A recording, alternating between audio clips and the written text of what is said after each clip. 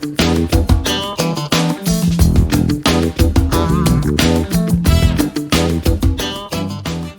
welcome everyone. Thank you for joining and your patience for a light delay to start. We're really excited to have you here. We've got a lot of exciting conversation to be had about perennial fruits, decisions that might be made as we approach these new crops in our farm or food systems, as well as most specifically today, we are talking about markets. So communicating with customers, community, and maybe potential farm collaborators that you might have within your food space or region. I would love to quickly introduce myself. I'm Christine. I'm the Farm Education Coordinator at Michael Fields Agricultural Institute. We have been historically based in the southeast area of Wisconsin, but now serve farmers across the upper Midwest. And we're joined by our project partners as well. I wanted to touch base about a few tech and language assistance details, as well as our community guidelines, which are really important to us in this learning space. So one, language access is really critical to the work that we all do together on our farms and in our communities. If you or a producer that you're working with that is joining these calls or conversation space needs language support or interpretation services, please let us know through registration or for any future webinars, and we want to make sure those accommodations are made. Zoom has this nice tool. It is imperfect at best, but you can also select language support every time you join a Zoom call in your toolbar at the bottom of your screen. Throughout this program, our project leads are committed to and invite all of you as participants to hold the following community guidelines: put relationships first, practice trust and respect privacy, create space for multiple truths and norms, notice power dynamics, also sometimes known as stepping up or stepping back, and also stay grounded in our common goals. We're all here to learn together and to build our food system to be more robust and resilient, and we hope that you join us in those goals. So if you have joined any of our previous, and I've got a few anxious dogs in the background, so apologies. If you joined any of our previous webinars, we are talking about staple crops, and we're getting together learning about what our shared understanding of this term is. Staple crops doesn't follow a universal definition, so we're starting in a place that defines staple crops as foods that provide foundational food sources, provide dense and caloric nutritional value, that possess inherent characteristics for extended storage, and that have broad distribution ability, so farther than we might think with some of our leafy greens and tender fruits. The reason we're talking about staple crops is that they are vital for our food security and fostering economic stability in our agricultural communities that we live and work in. So some crops that we talk about are grains, legumes or beans, pulses, starchy root and tuber crops, even oil seeds like sunflowers. We're really excited for this conversation because this has perennial fruits and tree crops have been brought up over and over time again with this community. And so we're going to dig into what that means in this connotation. We also know that these foods that are staple to one person or family could be totally different to the next person or community. And we are really excited to learn from you about what crops you think are staples and what we can do to support you in producing and distributing them in your neighborhood. So while we're settling in and introducing our speakers today, I'd love to invite you to share where you're coming from, any curiosities you have about staple crops. We're going to launch a quick poll about the crops that we're talking about today. But first, I want to introduce our partners on the project and how you can connect with us beyond this space of this webinar. So I'd like to say hi to Hagen with Michigan Food and Farming Systems in Michigan. Hi, Hagen. I don't know. Not looking at the videos right totally now. We also have Stephen, the farm director at Fondy Food Center and Farm in Milwaukee, as well as Fresh Roberson from Fresher Together and our Chicago Bread Club community in Chicago and Northeast Indiana. So if you have any questions after this call, I would encourage you to send notes to them, as they are your contacts to continue these conversations in the space. All right. So we have a nice intimate crowd today. I am going to quickly launch this one poll, just kind of get a sense for our presenters and everyone that's in the room. What is your experience with perennial fruits? And a long list of crops that this might contain. So if you are able to use the poll, we're interested in knowing what is your experience growing these crops. You have never grown, you're interested, you have grown some, or you have grown a lot, as well as the crops you're interested in. So this is a select all scenario. It is not a comprehensive list. I did my best to think about some of the farmers that we work with. And you can also use the chat to share these responses. So we've got apple, pear, hazelnut, walnut, peaches, plums, pawpaw, elderberry, serviceberry, currants, persimmon, pecan, chestnut, mulberry, and anything else, which please let us know what you're thinking about. I think we've got just a few more folks that may or may not be able to answer. For our presenters, just wanted to say, ooh, pomegranates, thank you, Mia. We have a lot of interest, just about half. And then we have the other half of our room having grown before or having grown a lot before. So this might lead us into some more technical questions and conversation. Nearly everyone's interested in apples. High interest in pears, hazelnuts, walnuts, peach, plum, pawpaw, over half. And then our lower winners include serviceberry, currant, persimmon, chestnut, mulberry. I'll share these results if you can see them and if it's helpful. Also see a call for blackberries, apricots, raspberries, honeyberries. Thank you, Stephen. And definitely pomegranates from Mia. So yeah, let's use this space as a learn from each other. Super. As we continue, oh, figs, lovely, delicious. I did just want to share about, we will have 3 speakers today. Martin Ventura from Milwaukee area in Wisconsin, Stathis Pauls from MSU Extension located in the Detroit area, and Jesse Schaefer located in the Chicagoland area and working with farmers across Northern Illinois. And we are really excited to share that Michael Fields as an institute is also working directly with Martin to coordinate some on the sites demonstration sites for perennial and agroforestry projects. So if you're in the area, we will be putting some in-person learning opportunities together in those spaces. I'm sure our other presenters have opportunities available for you as well if you're in different areas across the Midwest.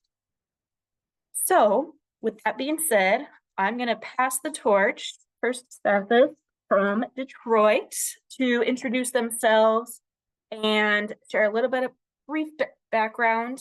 And then to Martin, our third presenter, Jesse, will be joining us at the top of the hour, and we'll learn a little bit more about their background then.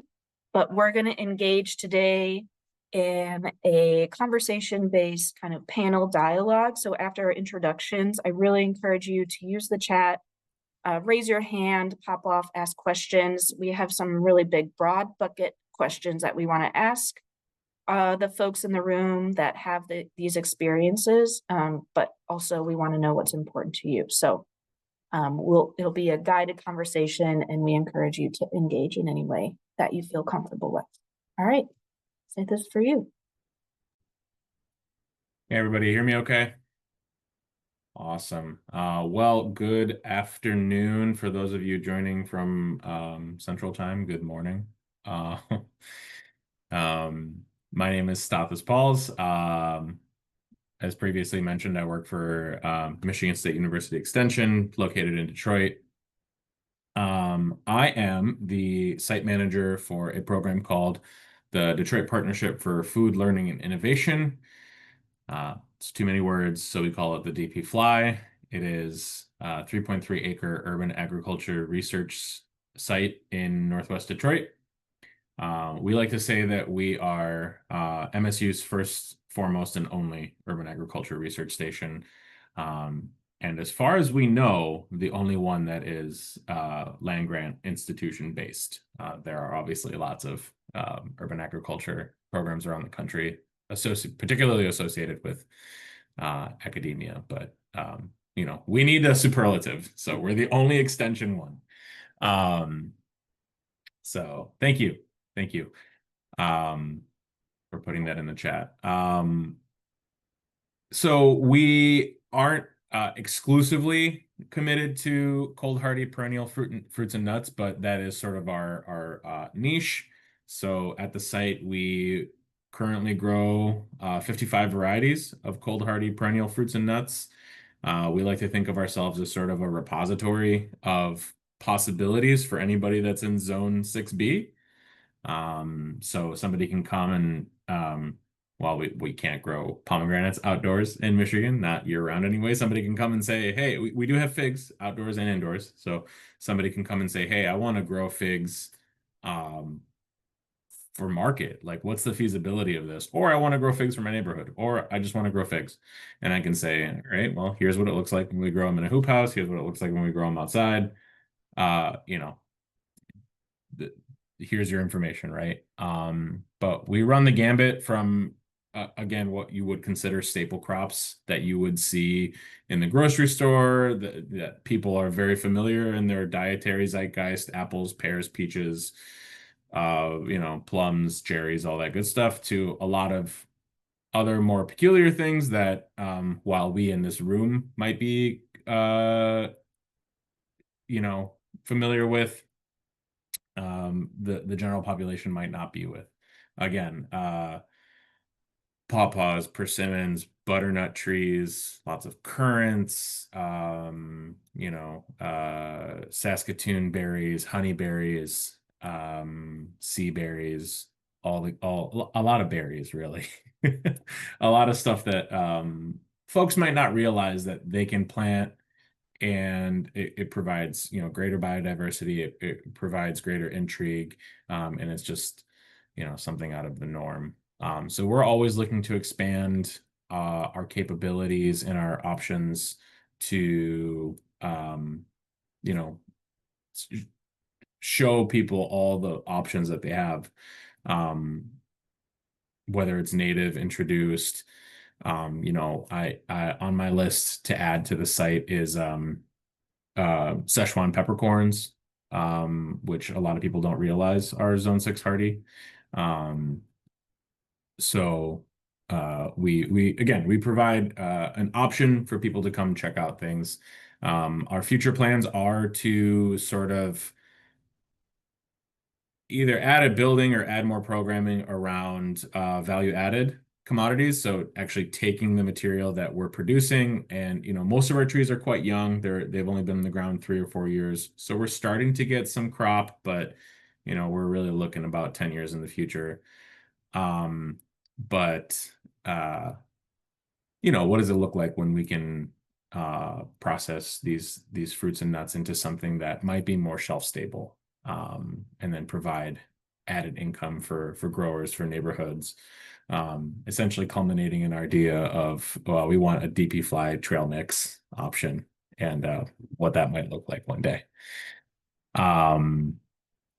Aside from that, I love planting and encouraging, edible landscapes and perennial fruit options in every neighborhood. I actually got a small grant for my neighborhood. I just bought about $3,500 worth of fruit trees. Arbor Day Foundation is running a 15% sale on their nursery right now. So not a huge variety, but like good option of trees. Um, so yeah, I'm that guy that looks at the dead strip of grass in front of the bank and I'm like, what the hell is this about? Why aren't there fruit trees planted here? Um, so I'm gonna stop rambling and I think pass the mic back, that was a perfect ramble and a great introduction. Thank you so much. of course. And we're going to dig in soon. So, Martin, please say hello to the group and let us know where you come from. Hi, everybody. I'm Martin Ventura. I work with UW Extension. I'm what they call the state outreach specialist for urban agriculture and community garden related concerns. That's a broadly scoped job that nobody really knows what it means. And so much of the time I find myself in Milwaukee County, where I live, working within a longstanding system of urban gardens and demonstration sites, including one that we are partnering with Michael Fields on. And I'm happy to get into that later. The program that I work with is probably familiar to at least some of you.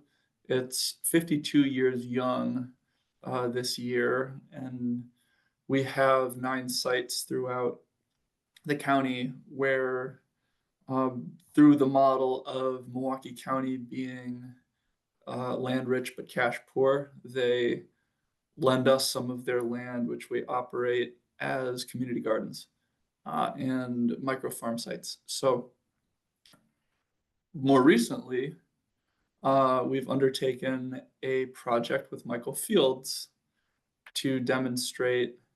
And Michael Fields is, thank you, Christine, you're dumping the mud farm project into the chat, which is a recent demonstration farm network effort. Like Stathis, we have our little boasting points, and this is ostensibly the first explicitly urban demonstration farm network supported by NRCS in the country. There are probably others that we don't know about, but we've enrolled a network of 6 sites around Milwaukee County, including one absolutely superb grower, Vang and Ying Lee, who operate Lee Gardens up in land that Stephen manages. And so there's a lot of connections here in the room right now.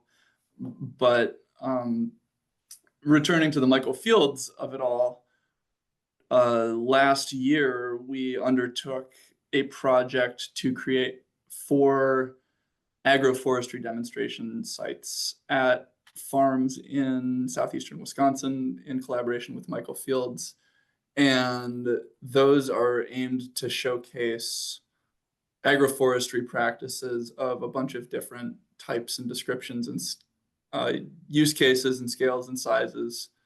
And we are lucky enough to be one of those sites at what I think you could claim as our flagship site, a 54-acre site in the far northwestern corner of Milwaukee called Cole Farm Community Garden, where like much of the land as our program in conjunction with the County Parks Department has allowed it to be, the land is extremely choked with woody invasive species and has suffered a lot of soil loss and various other degrading blows. And so the project we're undertaking in conjunction with Michael Fields at this specific site is an adaptive management approach in which we're planting for both conservation and habitat quality and productivity, and to specifically replace a lot of the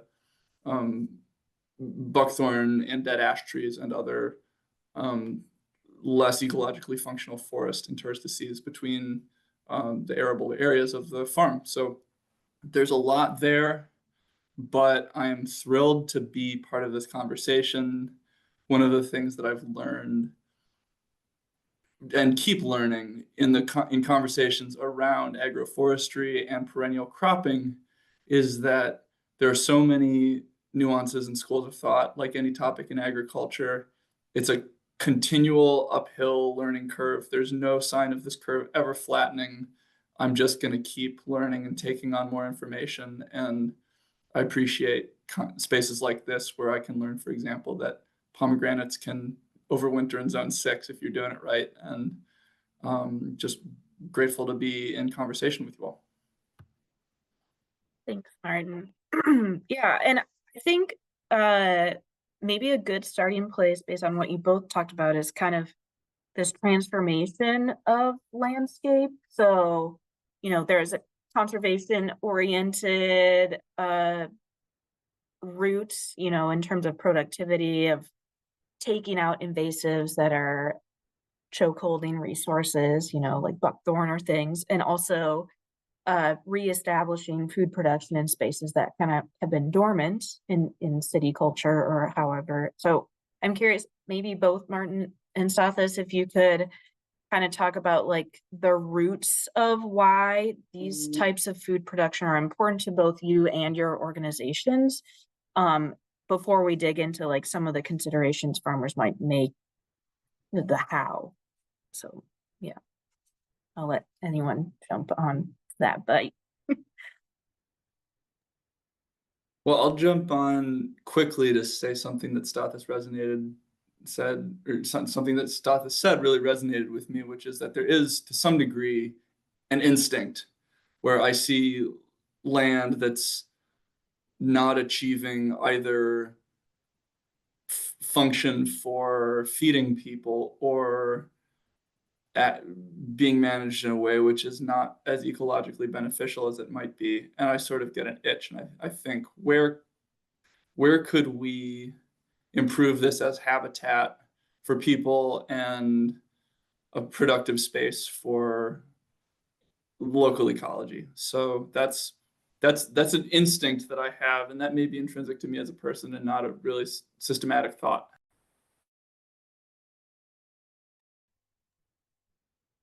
Yeah, I think to hop onto that, I look at it from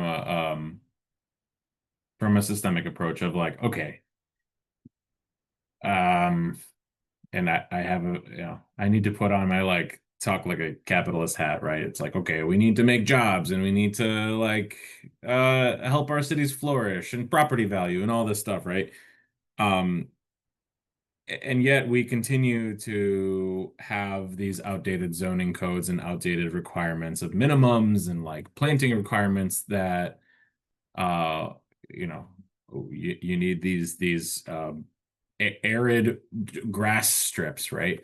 Where if we're really thinking about things from a perspective of highest and best use in a planning sense, right? If we're not building on something, we should be utilizing it to actually be productive in whatever sense you want to think about that. So most municipalities that we live in either contract or have people on staff that are doing maintenance work, right? Think about the grumpy guy that you see on the side of the road riding a Z-turn who's mowing grass, for the 100th time of the year for no reason, right? There's absolutely no reason to be doing that. I think it's very easy for us to retrain our municipal employees to say we're going to be planting trees, we're going to be maintaining trees, and we're going to be harvesting from these trees.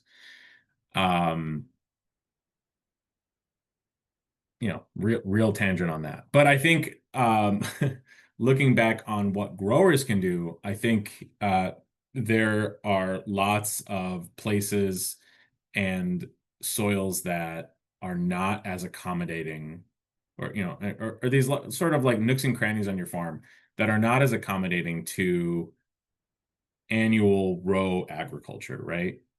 Or maybe you just want to kind of move the paradigm a bit. The market capture for fruits and nuts in the United States is much smaller than our annual agriculture crops. You know, think of like the big 36, right?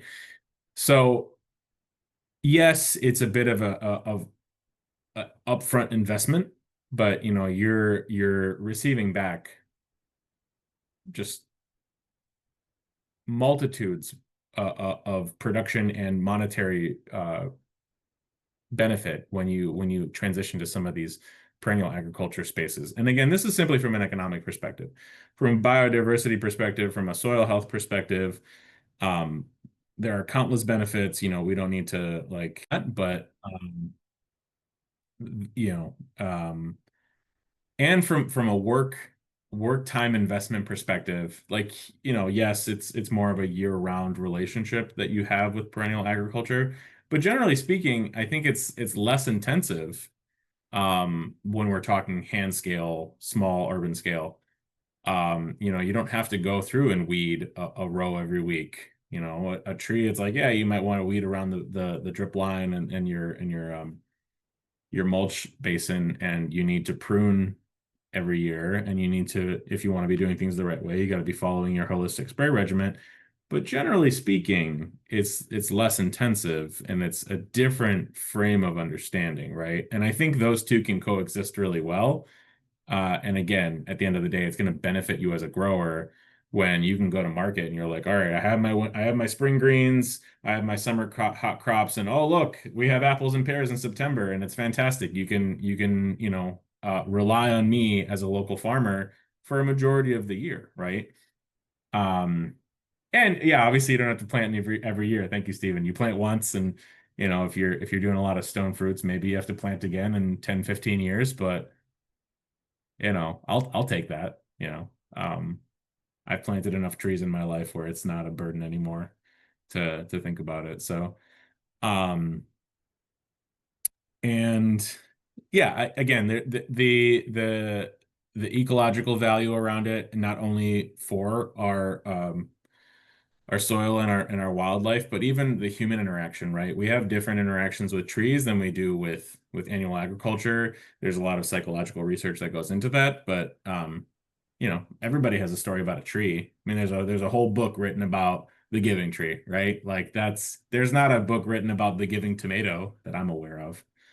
And I love growing tomatoes, right? Like this isn't a hate on annual agriculture. It's just there is a particular relationship with perennial fruits and nuts that we have had historically that we need to get back to overall as a human species. Yeah, thank you. And I don't know, maybe either of you can comment on that, but like when did these types of crops fall out of practice? Was it just alongside all the other crops in like the agricultural, like industrial sort of stage, or do you think there's specific things that are, as consumers, we've forgotten as well before we talk about, you know, for farmers? Granted that I am not a historian of agriculture to any meaningful degree, I think at least one of the driving forces behind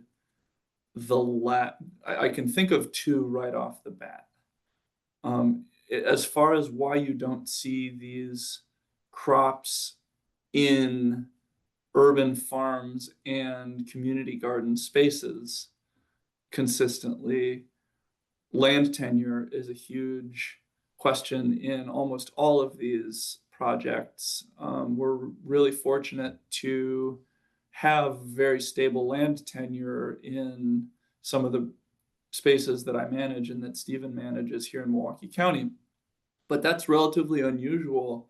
And so if you think, well, my lease says I'm going to be here for the next 2 years, but after that, it's an open question. It's not going to make sense to plant a crop which can take 10 or 15 years to achieve a meaningful economic return.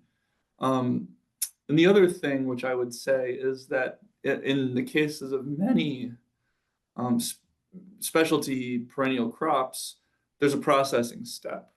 And industrialization has answered for that by creating that processing at incredibly large scale. And that's where efficiencies have been achieved that make, for example, hazelnut production on the West Coast economically feasible in a way that it's still not really feasible at scale in the upper Midwest based on the kinds of cultivars that we're able to grow. And so I think about those things, the relationship between small scale processing and their industrial counterparts, as well as the intrinsic shakiness of land tenure in the systems that I tend to work in, as being the predictors for what kinds of crops people can safely bet they'll get a good return on as they plant.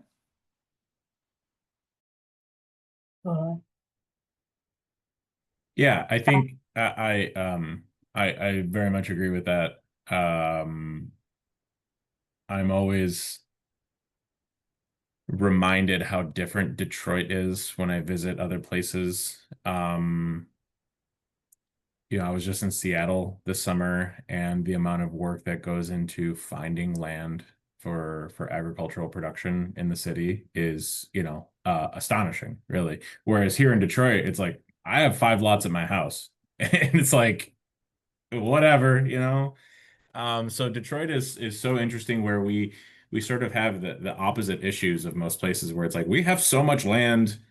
We don't know what to do with it. We need more of a workforce and a training and an understanding around, and again, more of a paradigm shift of like urban can mean whatever you want it to be. We do not have to be stuck in the 20th century mind frame, right? We can live in dense urban areas that also have dense agricultural production, which is how we lived for the vast majority of human existence, right? So, yeah, I think this is, again, the battle of like industrial agriculture, like apples from the Pacific Northwest. They have the process down. They can produce at scale, right? Like industrial agriculture at scale makes more monetary sense. And I don't think this is news to anybody in this room, but like small scale agriculture, it is sort of a paradigm in an economic sense, where it's like it doesn't make sense, right? Like the amount of work that I put in I will never receive it back. I always think back to, I used to manage farmers markets, and there was a gentleman from the neighborhood that came by and was like complaining about the price of onions, and I was like, if you understood the price that I actually would have to charge to make a profit on these onions, then you'd be mad. But like, don't be mad now. But I also think about I think storage, while we're talking about staple crops, is a big issue. I get asked a lot about, when we talk about pawpaws, right? They're like, well, why can't I get them at the store? I'm like, because they have, a single day shelf life. So then you have to think about storage and processing, and that's why they get turned into breads and ice creams, and like why you're never really going to see a pawpaw at the store, maybe at the farmer's market. And again, cutting into our industrial understanding of what is marketable, right? Like if you go to, here in Michigan, it's Meijer's the big one. Everybody has Kroger, Piggly Wiggly, whatever grocery store you guys go to. You're probably not going to see persimmons, right? You might see them at like a Whole Foods or a specialty grocery store, where they're priced accordingly for a luxury item, but they don't have to be, right? And it's just again, and I'm not very comfortable wearing the capitalist hat. So like supply and demand, right? Like that's the whole thing. We don't have a large enough market of production and of consumption to make it make sense quite yet. So it is like it's a passion project, and we're building up back to where we used to be. But I think it's again, like Martin and I had been riffing on, it's like if every neighborhood has a persimmon tree on the corner, then people have a better understanding of what that fruit is. And I might not necessarily make my money back on that because it's not mine to own, but at least now there's a cultural understanding of like, all right, let's make jams, let's make persimmon pie. I don't, do whatever the hell you want, right? But like we have a better relationship with that fruit. I always think back to my cultural roots in Greece. Like fig trees grow wild and they grow huge, like 20 feet, you know, and they just drop on the streets like we have mulberries in Detroit. So my mom, when she came to the States, she was like, "Oh my God, figs are $1 each. Like, what the hell? This is literally street trash back home. Like, what is happening?" Um, but what I always say here is we don't plant fruit trees in publicly accessible spaces because this country hates poor people. Now, you know, that might be a radical approach to things, but really, I don't, and I always challenge people when I present this on. I'm like, can you name me one legitimate reason why we can't plant fruit trees in publicly accessible spaces that I don't already have a well thought out counter to? And nobody does. Nobody does. So um it really is, I think, more of like a cultural sociological shift. Um Yeah, Dad says they're messy. Again, we have people that are specifically employed to keep our publicly accessible spaces looking good. General services departments. You're telling me these dudes can't go around with a street sweeper and just sweep up dead fruit and compost it? I don't want to hear it.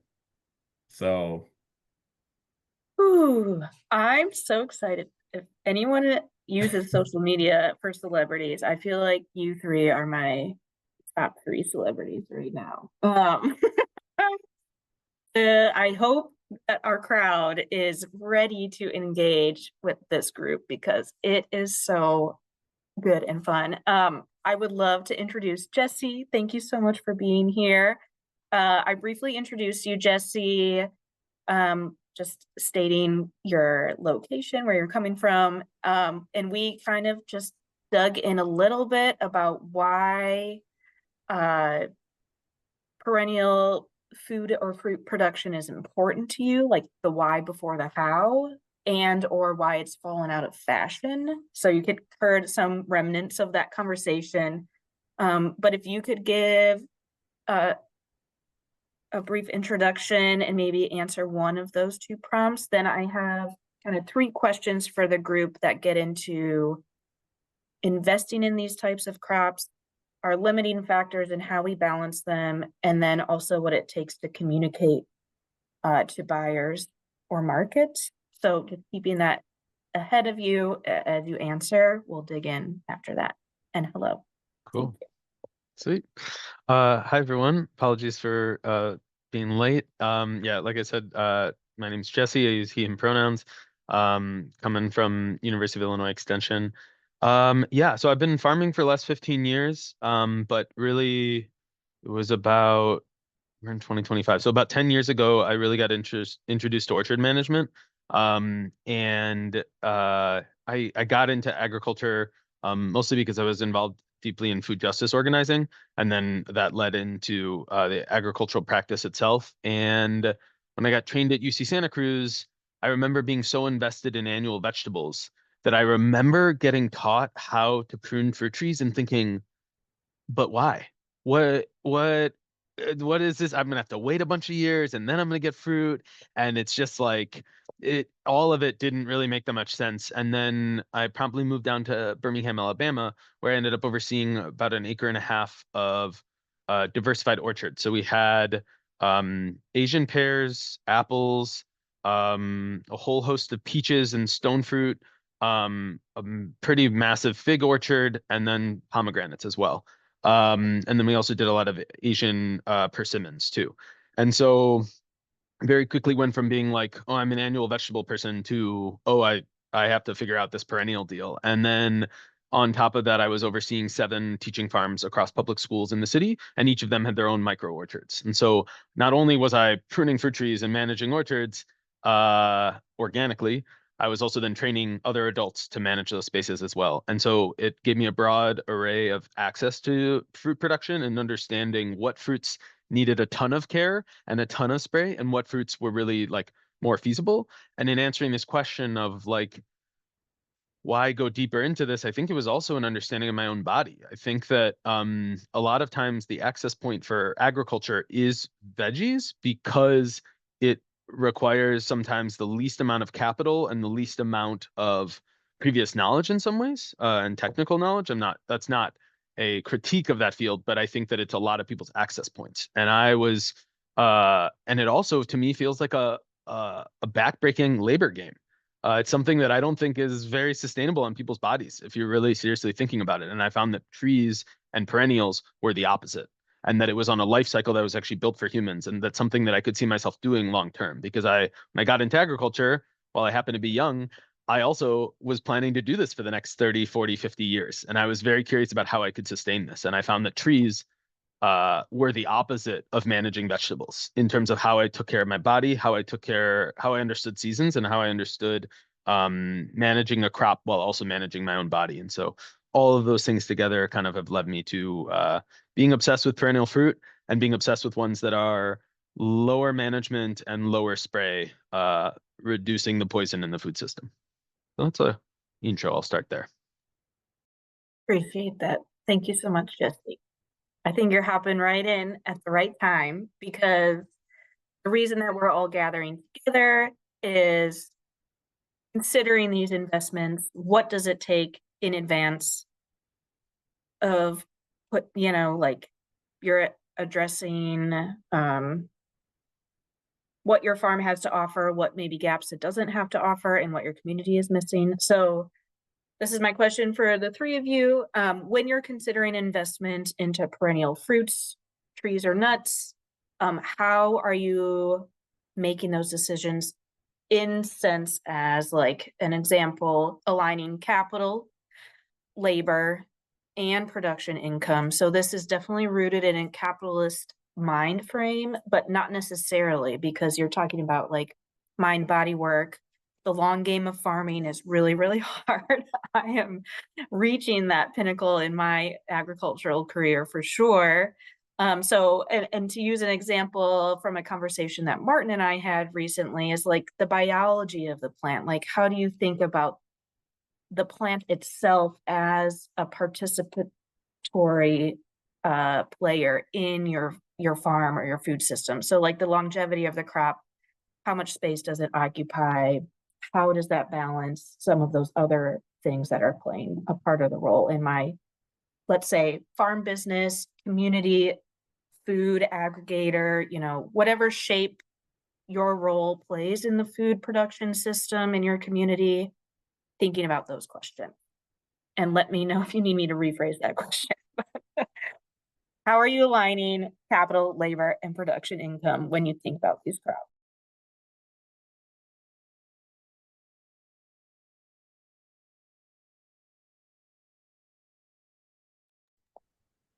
And this is a free-for-all, grab your answer, go. Go ahead, Jesse.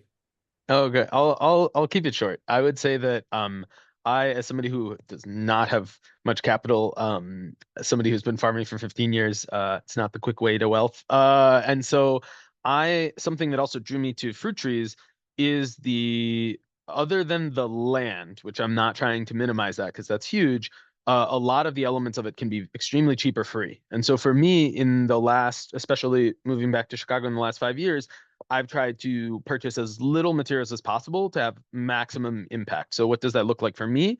I've purchased a couple of goods that are related to grafting largely. So we're talking about really basic stuff around a grafting knife, parafilm grafting tape, and grafting glue so that I can make my own trees. And once you can make your own trees, and you can ideally, per tree, we're talking about spending less than $5, depending on the scale, less than $2, you have the ability to produce trees in bulk And then depending on what you're doing with them, the heavy cost that people might associate with trees can actually be really little if you have those skills. So for me, as a landless farmer as well, I've also been working with what I've got. So I now actually manage a community orchard in my neighborhood where we have about 30 plus trees, and literally we're organized enough at this point that the park district in the city has come to meet us and is offering us tools to support our continued growth because we're doing such a good job of managing this community space. And so generally speaking, the name of the game for me has been reducing capital by really trying to do things in the cheapest way while also being efficient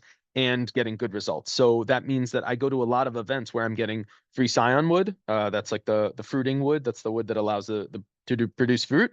And then I'm getting bulk rootstock, and I'm grafting my own trees, producing them in a nursery, and then like either right now it's barter or occasional selling, but really doing that, reducing costs as much as possible by and the thing that I'm bringing to the table is the skill set, the knowledge of the information, and spending as little as possible to actually produce orchards. So that all came from my 2015 training at UC Santa Cruz, where it's like theoretically you could plant an orchard other than your labor, right? These are the things. Labor and land are huge costs that you have to take into consideration, but the actual things that I'm buying have been extremely minimal, and that's how I've been focusing on it and being able to maintain my work in perennial fruits, I'll say. Thanks, Jesse. Officer or Martin, anything you want to comment on the consideration of investment for these crops? I wanted to take a slightly different approach to the answer. I loved everything Jesse said. I was blowing up the chat. We did our first grafting class this spring, and I don't know, I'd say we had like a 35 to 40% success rate on Asian pears on OFH 87, pretty versatile rootstock. This is pertinent for Detroit and Detroit area growers. I don't know the soil makeup in Chicago or Milwaukee, but in Detroit we have really dense clay soil, which is super nutritious, right? But like a pain in the ass. So it was kind of a little internal joke to myself when we were filling out the survey. I didn't select plums. I would never recommend, like every time I've ever seen anybody plant plums in Detroit, it gets black rot. Like it's just gonna happen. Just don't plant plums. If you love plums, I'm sorry. Like it's just the reality of the fruit. So I think what I would say a big consideration to make is like understand the level of futility, right? I've even noticed this year, I think some of our European pears are getting fire blight, whereas the Asian pears aren't. So I'm also like I'm kind of at that point where I'm gonna give up on European pears for a while. And that's the fun thing about this too, is like just like annual agriculture, it's just on a larger scale. You can give up on something for a little bit and then plant it in 15 years, kind of give it a break, give the soil a break from that particular tree, right? So I think it's important to know what's gonna be futile in your area and what is gonna go well. um and to kind of bring it back to what Mia is saying about the pomegranates and the figs, right? Like I think it's really fun to do that, and it's like you're playing a little like agricultural god, which is how all of this started 12,000 years ago. But if you're going to try to make a consistent market off of it, I don't know. Like all you need is a 2019 polar vortex that wiped out 80% of peaches in Michigan, and you're screwed, right? So I would just say, considering climate change and everything that's sort of making planting even more unpredictable. Like I love growing apricots. I'm really into apricots, and I'm trying to find varieties that are much later blooming, because apricots tend to bloom as most stone fruits, they tend to bloom earlier, and we have, selected that out of them. But if you get an apricot that blooms April, and in Michigan, sometimes we'll get a hard frost mid-April. Well, there goes your production for the year, right? You don't get another chance. So trying to find trees that align best to protect you from the growing instability of spring weather. And that's why I think if you're going to find natives like, persimmons and pawpaws, they sleep deep, right? Pawpaws might not even pop their blooms until May, June. So you're protecting yourself from the economic instability of climate instability. And then on the topic of grafting, make sure you're really studying the varieties that you're looking at. Like, know your soil, know what's happening around you, know what pests and pathogens you're dealing with, and select accordingly, right? There are some that are better for other regions. That's why we have tens of thousands of rootstocks. I don't even know, just numbers and letters. I'm certainly not a rootstock expert, but that's the beauty of it, is that you can really select things that are good for your area. Yeah, that's Super. I just want to touch on that topic. Yeah, I appreciate, because especially in an annual crop production model, we look at it season to season, and it can be very easy to quickly forget that this is a much longer a game, or not game, but relationship with those crops. So, Martin, any other final thoughts about considering investment before you would even decide to put these plants in your land? Yeah, I mean, I think there's a piece of intention that needs to be very clear. What is this planting for? If I'm actually planning this as an investment, there are so many different factors beyond the important core ideas that we've mentioned. Just so many angles to consider. That all has to be hammered out in great detail. Too many to list. And so I think one of the most important upstream pieces is sort of understanding, what is the point of this planting? And by that I mean, is this something that's going to augment existing production? Is this something that's going to complement a predominantly annual production that's happening interstitially or in parallel?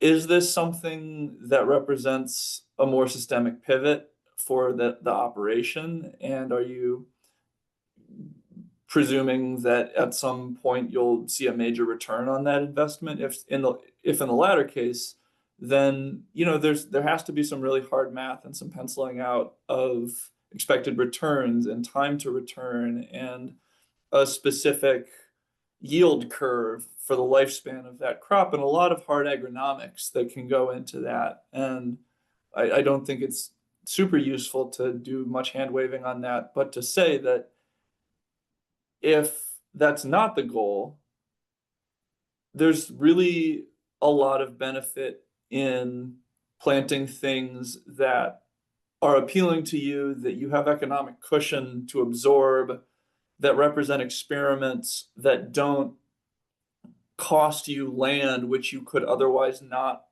afford to have in production for a profitable crop. And so understanding your own tolerance for risk and understanding your own willingness to lose a little bit, that's kind of a cornerstone of my practice, at least, is saying, okay, if I have this piece of the farm that I either want to have in a different crop that's not a buckthorn hedge, for example, an invasive hedge, like there really is not a lot of downside to planting something. But if I'm right in the middle of a plot that I've been nurturing and rehabilitating soil and building tilth in over years, then I need that space to work in a different way than I do marginal or other parts of the farmland. So I think siting, really important,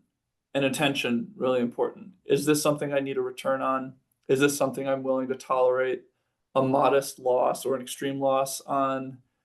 Is this going to be a cornerstone of my economic model in the future? Is this essentially a lark?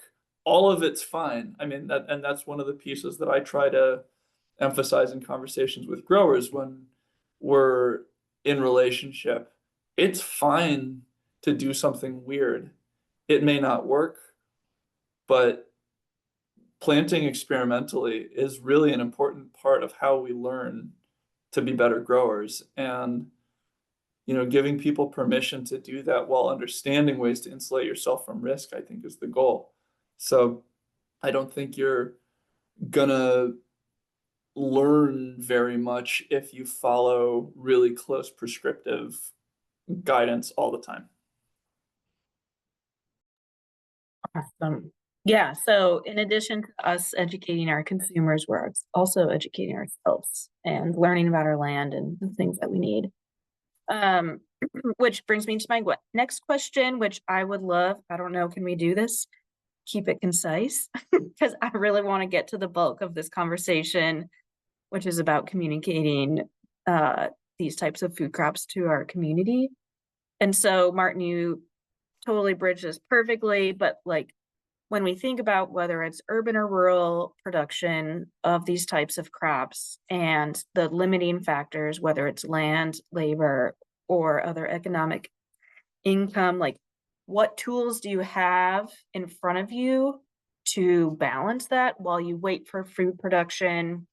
Is that merging annuals, introducing grazing, solar opportunities? Like what other planning tools might be available to you? Stathis, you brought this up earlier about storage and accessibility. Like if you are growing these more storable crops, if they are that, do you have that infrastructure available to you to even make that possible?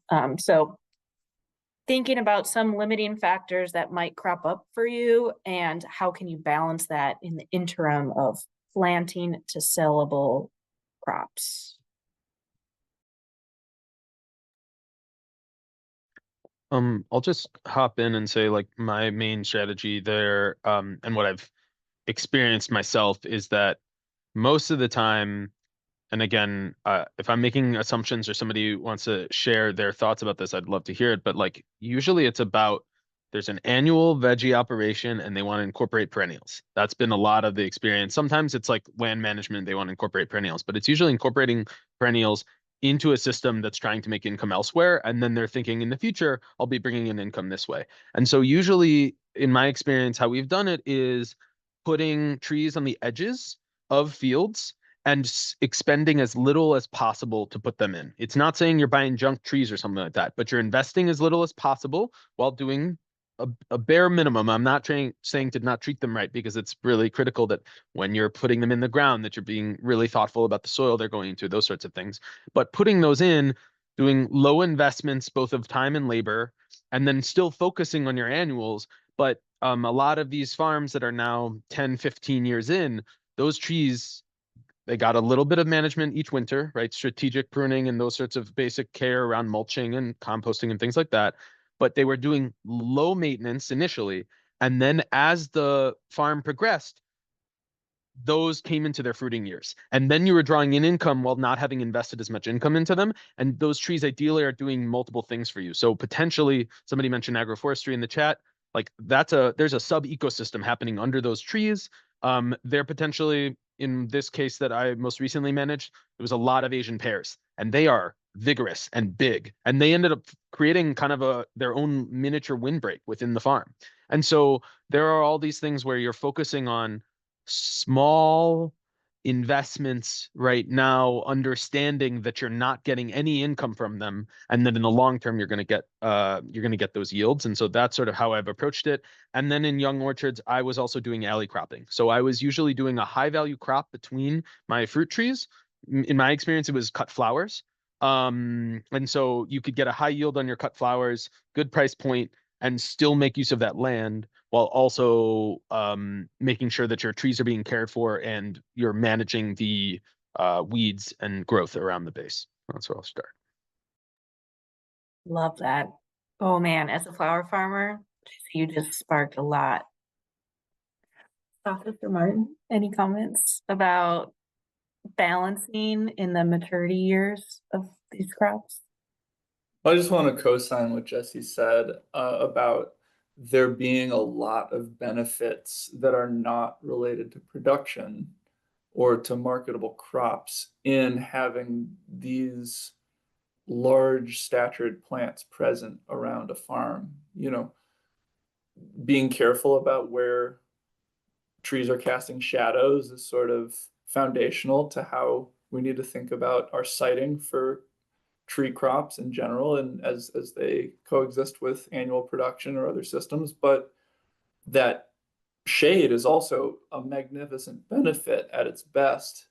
And many of these are wonderfully flowering and provide subsidy to pollinators. And many of these are nice for Lepidoptera and other bugs to munch on as they develop. And so, you know, there's real added ecosystem benefits to having something that has deep roots and a big canopy and you know, expansive surface area on the landscape. And so that's you know, one of the ways that you could think about defraying, or you know, you could think about, even if you have that space as not producing economic value, it may still be producing functional value in terms of, you know, your quality of life on farm or the pest management subsidies that you're receiving. Yeah, there's definitely a lot of intangible value in perennial spaces. You know, I think there's, as far as like an agroforestry model, I think there's a lot of opportunity to, again, utilize that shade and utilize that diverse ecosystem. Like I think under trees is a great place for chicken runs, for enclosed chicken enclosures, or you know, you're pulling a chicken tractor up and down. I think it's a great place to place hives or take a nap. Yes. To place hives, to place you know, habitats for native pollinators. I'm not the best at it, but I think there's definitely you got to be really good at framing this. But like, there is a agritourism model around it, right? Like as a person who manages an educational space, I'm bringing a lot of people in, like students or a lot of folks that have a variety of understanding or like their journey on how to have a relationship with a tree, and they just want to come in and like we have a big like bonfire set up in the middle of our food forest. So you know, it really is just like come forest bathe. You know, I don't know. I'm not great at marketing this stuff. I'm just like, it's a tree, appreciate it. You know, like I can't teach you how to do this. You got to find your own way. But I think there is something more appealing to people that want to come spend time at a place that has trees. I mean, think about when you were a kid. I feel like all of us went to a cider mill or an apple orchard on a field trip, right? Like there are deeply entrenched relationships that, again, we need to revitalize. And while I have the microphone, I just want to tell people, I was reminded by a colleague at a farm that I've been working on, helping them with a project. This is a great time of year to go to the big box stores and buy ridiculously cheap fruit trees.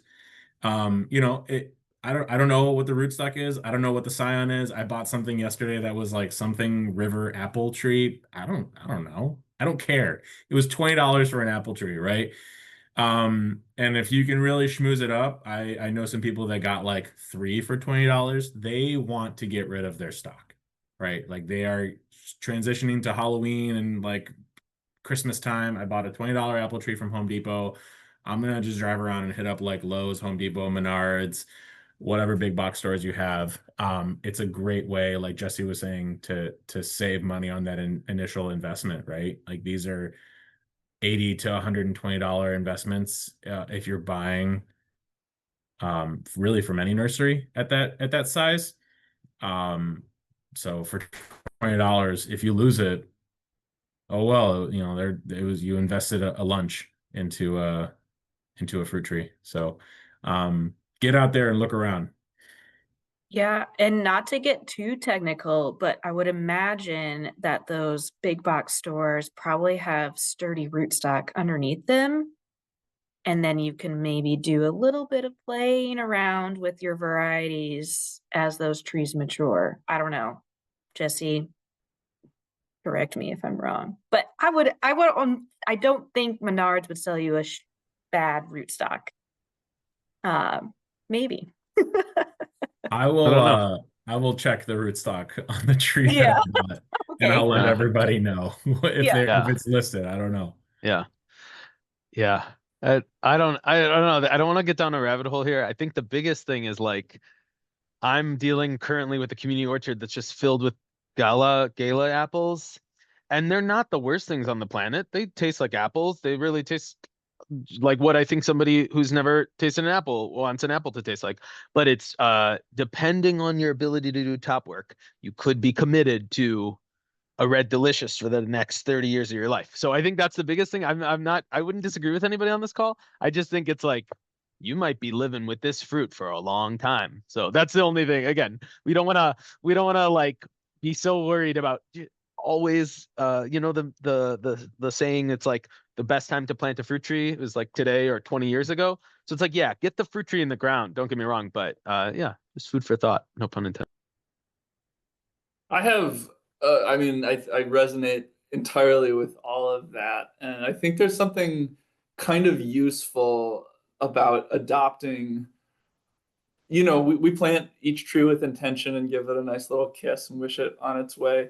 And we also acknowledge that some plants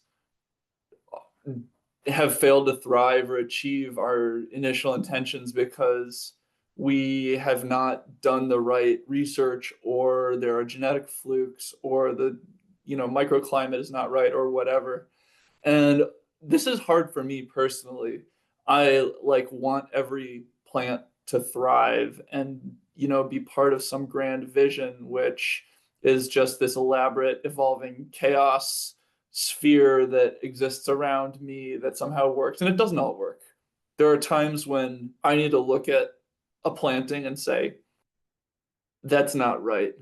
I have a colleague named Vijay Pandian who is a horticulturist and a really experienced fruit tree grower orchardist. And he has looked at a couple of the orchards that I inherited from a predecessor and said, what I recommend here is a summary basal pruning. And he means chop it down. And I think that's a thing that we need to be open to doing as well. And this is me sharing my personal philosophy, and this will all come out much later in my manifesto, but being willing to acknowledge that our work is not intrinsically the perfect thing the first time around, and being willing to grit our teeth and make that basal pruning when all signs point to it being the right move. That's something to be a little unsentimental. And then the other note, this is to get technical and go down that rabbit hole. Sorry. Trees increase in price from nurseries exponentially with size. And so at larger caliper sizes, which is the measure of the diameter of the stem, you're paying not a linear scale, but an exponential scale more for the size of that tree in general. And so if you can get a larger tree at a really good deal, and the roots have been well cared for, that's sweet. Go for it. But the other end of that continuum is getting a small tree with really good roots. A good bare root tree can be a great investment because you can get bundles of them for real cheap from either county conservation services or the DNR in your state, or nurseries will sell small bare root plants, often shipped for fall or spring. And that's really cost effective. So a thing that frustrates me, it doesn't frustrate me, it saddens me, is seeing growers decide that they're going to plant an orchard and then they spend $3,000 at the big box store getting that half-inch caliper apple. And, you know,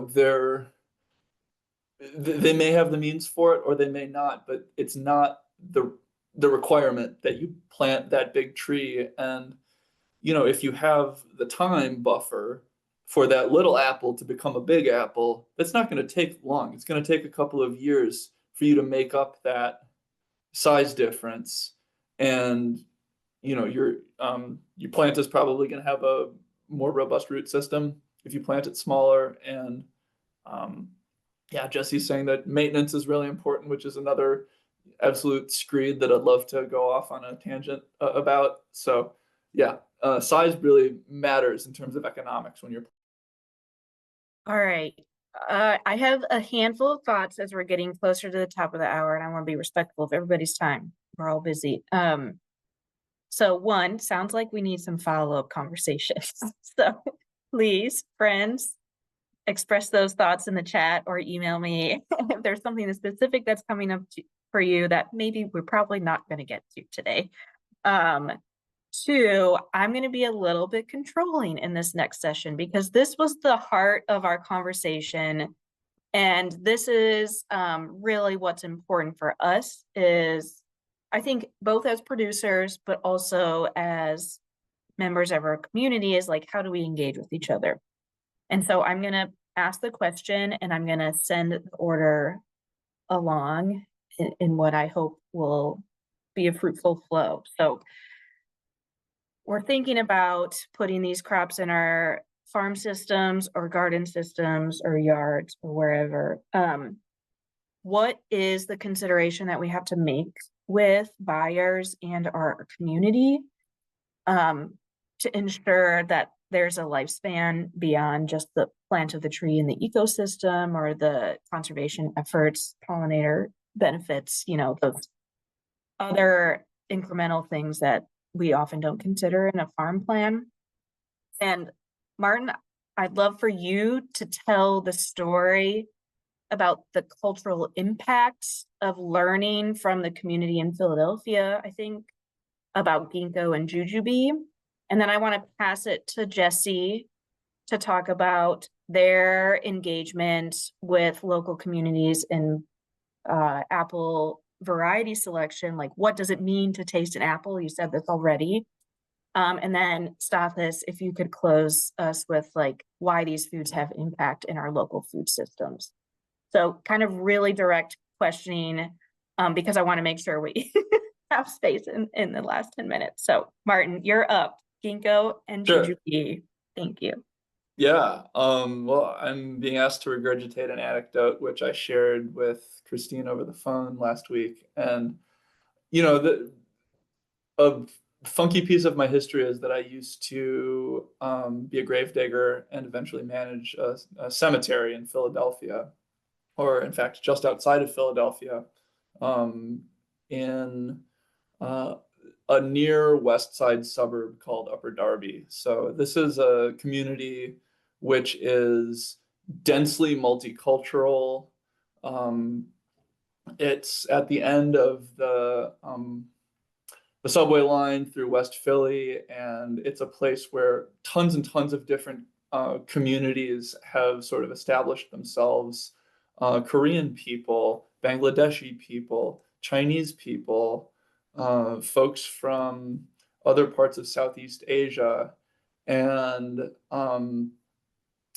it's a really fascinating place to live and work. So that's Upper Darby. That's setting the stage. I managed this little cemetery there for 2 years, where there was a lot of fruit. People had done a really nice job in the past 50 years planting really beautiful fruit trees. So there were apples and Korean dates, jujubes. There were a couple of big, super productive persimmon trees. And the nature of this anecdote is really about humans and our familiarity with some foods and our suspicion of other foods and our celebration of some fruits. I mean, within our food culture, there are celebrated fruits and things that we don't recognize as food. And my big example here is that, it's sort of a contrast in, it was fascinating to observe that when a huge ginkgo biloba tree was in fruit, to me as a Westerner, I look at a ginkgo tree and a female ginkgo tree making fruits, and I think, yuck, stinky, not good, hurts my tummy. And I noticed that each year when this tree was in fruit, Chinese and Chinese American folks, particularly women, would come in and just fill shopping bags and load them into their minivans and take them away, to the point that there were almost no ginkgo nuts left on the ground after this tree had dropped their fruit. And I thought, wow, this tree is really important to that one specific segment of the community. And then I noticed, okay, this jujube, I noticed that it sets green fruit.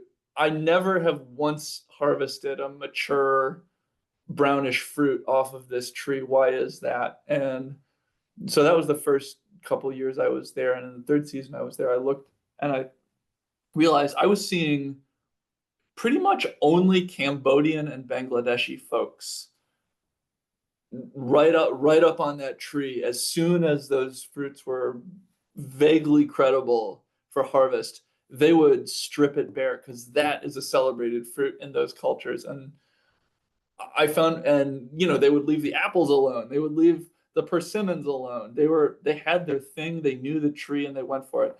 And that to me illustrates that there are culturally celebrated fruits and specialty foods, and a piece of the marketing challenge is connecting either within one's own culture to identify what the market actually is interested in as a premium product or as a celebrated product outside of that more ordinarily cultural staple. What's a seasonal offering that might cause people to say, oh wow, pawpaws, or oh wow, really beautiful fresh American persimmons after the first frost. And being able to identify that within one's own culture is a challenge. Being able to identify that across cultural barriers, that's an even more interesting and complex problem. But we see a lot of cases where it's done, and I just think everybody's food culture has some kind of fruit which is celebrated. And a piece of marketing and market identification is finding those places where there is really a premium product that could be developed. Yeah, thank you. And I really jumping the gun based on time here, but like being reflective of your community, like how are we engaging with them? How are we talking to them? To know that if you're growing something that's special to you may not be special to someone else, or vice versa. And so, Jesse, maybe some stories that you could offer could exemplify those conversations. Yeah, I mean, I think that education becomes a huge aspect of this. I think with apples, especially, if you're growing them in a non-commercial setting, they're just not going to look like the ones you get at the grocery store. So you're going to get all these people who are going to be showing up to get your apples, and they're going to look nothing like what they're used to as apples.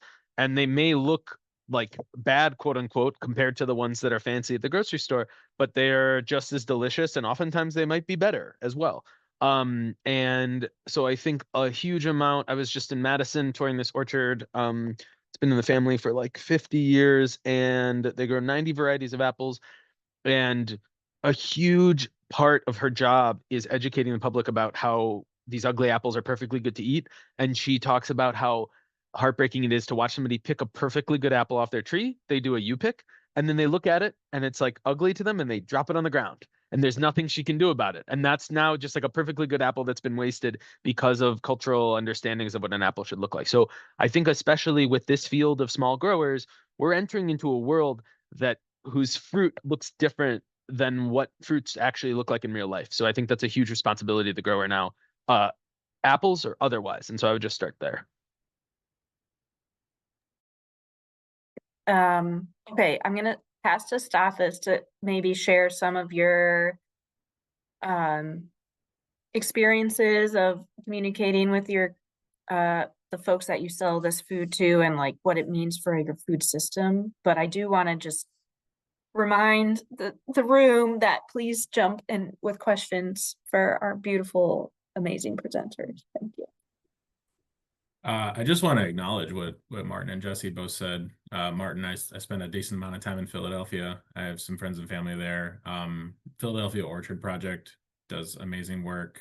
Yeah, and I'm mostly based in West Philly, so awesome.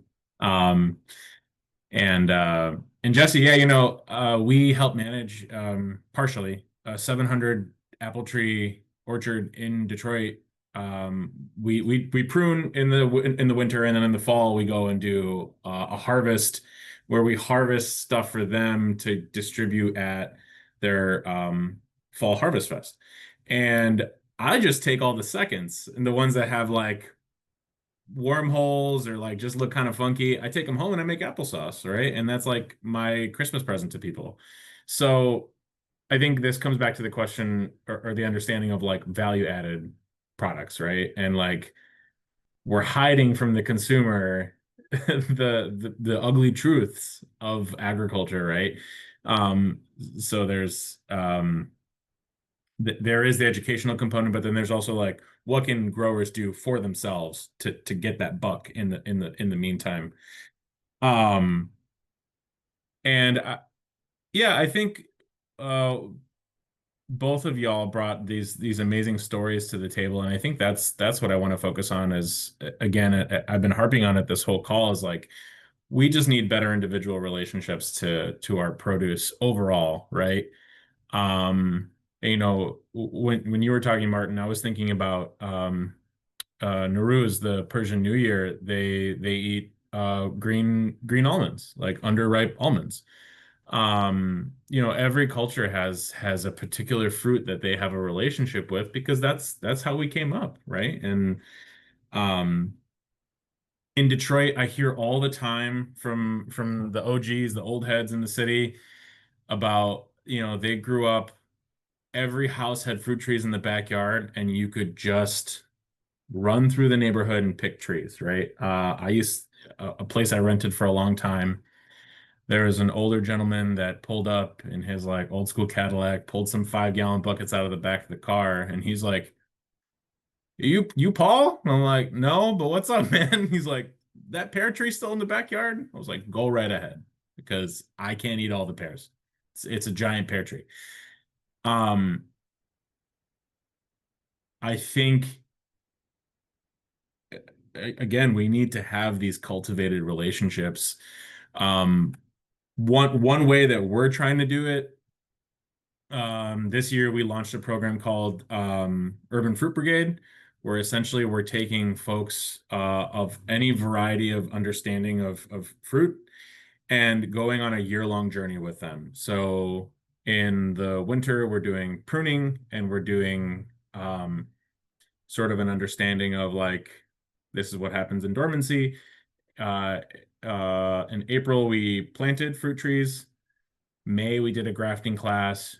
June was pest knowledge. So we had a friend of ours who's pretty knowledgeable on pest issues come and do a presentation. July, we kind of talked about like guild planting. August, we did grapes. That was kind of like we didn't have anything planned for August, and somebody was like, "Oh, I do grapes." September, we did harvesting. We harvested all those apples, and then October we talked about what it looks like to put your orchard to bed and kind of preparing for the off season. So building that year-round intimate relationship with fruit trees, and developing the next generation of fruit stewards who maybe they're not going to have their own orchard, but maybe they live in a neighborhood where there are corner apple trees, and Miss Jenkins in the corner doesn't know what to do about it, but now, hey, you have a trained tree care in your neighborhood. Yeah, Jesse, feel free to take it. I mean, that's it's been an extremely successful program. We're definitely just incorporating it into our future planning for years to come. And I would love to see it, disseminated into the corners of the country. Yeah, we got to talk. We'll talk after, but yeah, I know we're running out of Sure. time. So yeah, I got so many follow-up questions. Cool. Yeah, we are at the hour, and so I just want to really just give like deep heart thank yous to Martin, Stathis, and Jesse for being here, and everyone else that joined the conversation. I knew that this would be a tough time call because holy smokes, the amount of knowledge that is in the heads of you all plus everyone else in the room. It sounds like now we have pomegranate experts and fig experts coming through. So I'm so excited. We usually do a poll about farm priorities, but what all I want to say is that we are continuing these conversations. If you registered for this event, there will be recordings. I'm going to put that in the chat right now for you to follow up programming, and we'll also share some more resources with our amazing experts. But whatever time you all have on to stay on, we can do that for a few minutes, but then also get back to growing. So really excited to continue these conversations. We have one more planned for the rest of the season next month, talking about community collaboration. So maybe you don't have land for an orchard, but you want to work with Stathis or someone in your neighborhood. Let's get in touch. We're really excited for that. And then we'll be continuing these into the new year as well. Yeah. Also, three, I can't believe this is the first meeting. I'm scared, but excited for what is going to bloom for sure. Thank you. Thank you. Yes. I'm here for the next 10 minutes, so feel free to hang on or drop off, but really appreciate all you do. Yeah, big thank you to Martin and Jesse. At least in my experience, I don't always get the opportunity to work across extension networks, so that's always fun to see what folks in other states are doing. And Christine, if I asked you if you could connect the three of us on a conversation, would love to just hop on a call with you guys. And it feels like there's always sort of like Midwest like funding or just conversation opportunities. Would love to just chat with y'all and kind of get a little fruit team going, That would totally rock. And there's a wonderful sort of loose consortium of extension types that do urban and peri-urban work that is sort of anchored by Catherine, who you work with Catherine closely, right, Jesse? Yeah, and so Catherine Pereira at U of I and Nathan Schoaf at Purdue and a bunch of other folks, and we've been missing that M in our portfolio. So it'd be wonderful for you to be part of that group as well. Yeah, and I do have to hop off, but right before I do, there is the Great Lakes Fruit Workers. If you guys have ever been to that conference, it's being held in Grand Rapids this year, so a lot closer to both of y'all. If any Detroit folks want to come, there is a small convoy of us going. I just put the link in the chat. It is a program that is hosted by MSU, Cornell in New York, and then OMAFRA, which is Ontario's version of their extension network, and they rotate where it's held every year. So it's our yeah, Daz, just text or call me. But it's a super knowledgeable conference, and people from all over the Midwest are totally welcome. It's the Great Lakes Workers. So but yeah, I do have to run. So thank you so much, everybody. Great chatting with y'all. Thanks so much. Have a great end to the Thanks, y'all. season. Yeah. Thanks a lot. Bye. Good luck at the conference, Jesse. Carry Thank on. you. You're a See pro. y'all. All right. Thank you, Martin. I Rockin' gotta as jump ship, always. Christine. Thank Yeah. you. And Hagen, thank you so much. This was a treat. What a rich conversation. Thank Awesome. you. I'll share resources and recording later on. Have a good day.